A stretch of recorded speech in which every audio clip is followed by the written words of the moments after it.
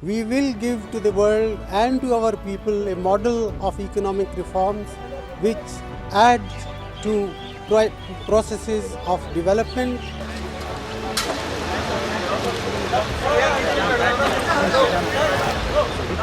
देश के पूर्व प्रधानमंत्री मनमोहन सिंह का गुरुवार को 92 साल की उम्र में निधन हो गया। सांस संबंधी तकलीफ के बाद उन्हें एम्स में भर्ती कराया गया था।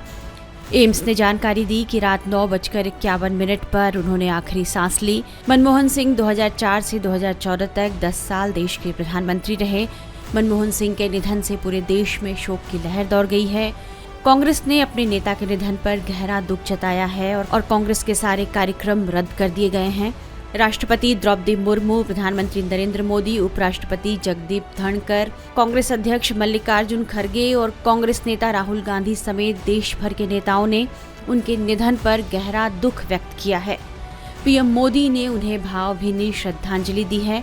प्रधानमंत्री नरेंद्र मोदी ने पूर्व प्रधानमंत्री डॉक्टर मनमोहन सिंह को भावभीनी श्रद्धांजलि देते हुए उन्हें भारत के सबसे प्रतिष्ठित नेताओं में से एक बताया है। प्रधानमंत्री नरेंद्र मोदी डॉक्टर मनमोहन सिंह को श्रद्धांजलि देने उनके आवास पहुंचे। साथ ही केंद्रीय गृह मंत्री अमित शाह और बीजेपी अध्यक्ष जेपी नड्डा दिल्ली में दिवंगत पूर्व पीएम डॉक्टर मनमोहन सिंह के आवास पर पहुंचे।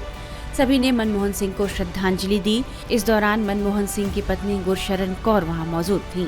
प्रधानमंत्री नरेंद्र मोदी ने मनमोहन सिंह को याद करते हुए क्या कहा है, ये हम आपको सुनाते हैं। पूर्व प्रधानमंत्री डॉक्टर मनमोहन सिंह जी के निधन ने हम सभी के हृदय को गहरी पीड़ा पहुंचाई है।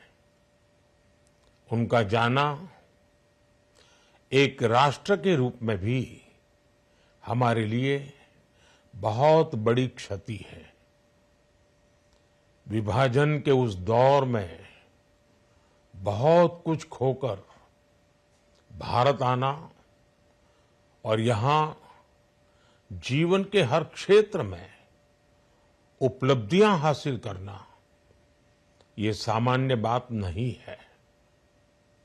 अभावों और संघर्षों से ऊपर उठकर कैसे ऊंचाइयों को हासिल किया जा सकता है, उनका जीवन ये सीख भावी पीढ़ी को देता रहेगा। एक नेक इंसान के रूप में, एक विद्वान अर्थशास्त्री के रूप में और रिफॉर्म्स के प्रति समर्पित लीडर के रूप में उन्हें हमेशा याद किया जाएगा। एक अर्थशास्त्री के रूप में उन्होंने अलग अलग स्तर पर भारत सरकार में अनेक सेवाएं दी। एक चुनौतीपूर्ण समय में उन्होंने रिजर्व बैंक के गवर्नर की भूमिका निभाई। पूर्व प्रधानमंत्री भारत रत्न श्री पीवी नरसिम्हा राव जी की सरकार के वित्त मंत्री रहते हुए उन्होंने वित्तीय संकट से घिरे देश को एक नई अर्थव्यवस्था के मार्ग पर प्रशस्त किया। प्रधानमंत्री के रूप में देश के विकास में और प्रगति में उनके योगदान को हमेशा याद किया जाएगा। जनता के प्रति, देश के विकास के प्रति उनका जो कमिटमेंट था उसे हमेशा बहुत सम्मान से देखा जाएगा। मनमोहन सिंह ने मई 2004 से मई 2014 तक केंद्र में कांग्रेस के नेतृत्व वाली संयुक्त प्रगतिशील गठबंधन यानी यूपीए सरकार का नेतृत्व किया था।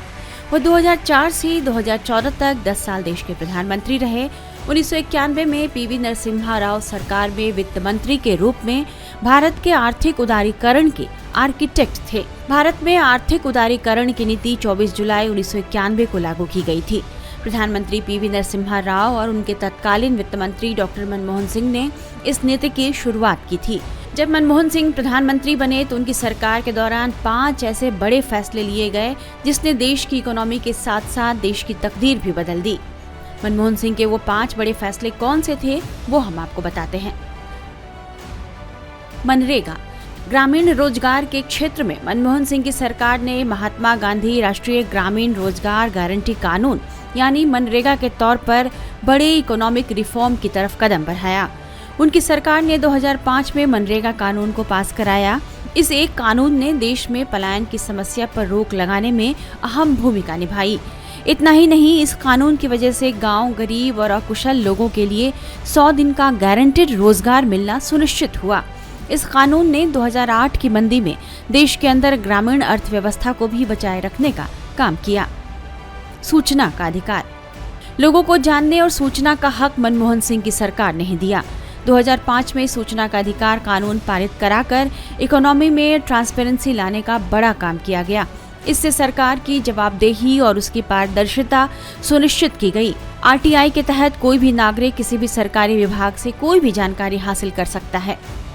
शिक्षा का अधिकार कानून, डॉक्टर सिंह की सरकार ने हर 6 से 14 साल के बच्चे को मुफ्त और अनिवार्य शिक्षा का अधिकार 2009 में दिया। यह कानून बच्चों को उनके मौलिक अधिकार प्रदान करने की दिशा में मील का पत्थर साबित हुआ। पहचान का अधिकार, आधार कार्ड योजना, आज आधार हर नागरिक के लिए अनिवार्य है और यह उसकी विशेष पहचान भी है। नागरिकों को पहचान का ये अधिकार आधार कार्ड योजना से मिला। भारतीय विशिष्ट पहचान प्राधिकरण का गठन 2009 में मनमोहन सिंह की सरकार में ही हुआ, जिसके तहत सरकार की इस बहुउद्देशीय योजना को बनाया गया। देश के हर व्यक्ति को पहचान देने और प्राथमिक तौर पर प्रभावशाली जनहित सेवाएं उस तक पहुंचाने के लिए इसे शुरू किया गया। आज पैन नंबर को इससे लिंक करना हो या आपके मोबाइल नंबर को लिंक करना, बैंक खातों से भी आधार को जोड़ना, यह सब अब बेहद जरूरी हो गया है।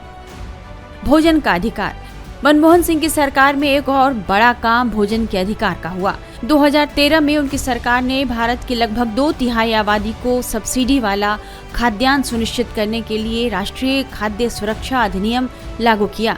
इसके तहत देश के गरीब लोगों को रियायती दर पर भोजन देने का प्रावधान किया गया। इसका फायदा ये हुआ कि देश की एक बड़ी आबादी भूख की चिंता करने के बजाय देश की इकोनॉमी में अपना योगदान दे सकी। कह सकते हैं कि आज देश की अर्थव्यवस्था जिस तेजी से आगे बढ़ रही है, उसमें मनमोहन सिंह का विशेष योगदान है और राष्ट्र उनका यह योगदान हमेशा याद रखेगा। अलग अलग पार्टियों के नेताओं ने मनमोहन सिंह को भावभीनी श्रद्धांजलि देते हुए इस तरह उन्हें याद किया।